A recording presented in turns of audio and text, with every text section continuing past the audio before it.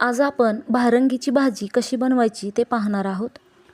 या भारंगीच्या भाजीला रानभाजी असंही म्हटलं जातं। ही भारंगीची भाजी पावसाळ्यामध्ये भरपूर प्रमाणात मिळते। या भाजीची देठं न घेता फक्त कोवळी पानं काढून घेणार आहे।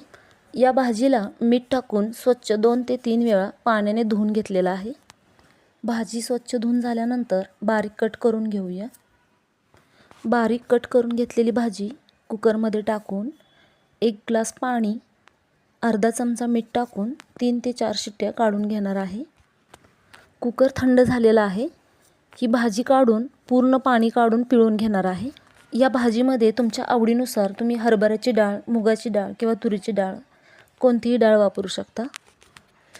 कढईमध्ये 2 चमचे तेल, 1 बारीक कट करून घेतलेला कांदा, जाडसर ठेचून घेतलेला लसूण, थोडीशी हळद, चवीनुसार मीठ टाकून 1 चमचा तिखट हे सर्व भाजून झाल्यानंतर पिळून घेतलेली भाजी, भिजत ठेवलेली हरभऱ्याची डाळ टाकून थोडंसं परतून घेऊया। हरभऱ्याची डाळ शिजण्यासाठी वरून थोडंसं पाणी टाकून 2 चमचे जाडसर शेंगदाण्याचं कूट टाकून 2 ते 3 मिनिटांसाठी चांगली वाफ देऊया। ही भारंगीची भाजी भाकरीबरोबर खायला खूप छान लागते। तुम्ही पण एकदा नक्की ट्राय करा। रेसिपी आवडल्यास लाईक करा आणि कमेंट करा।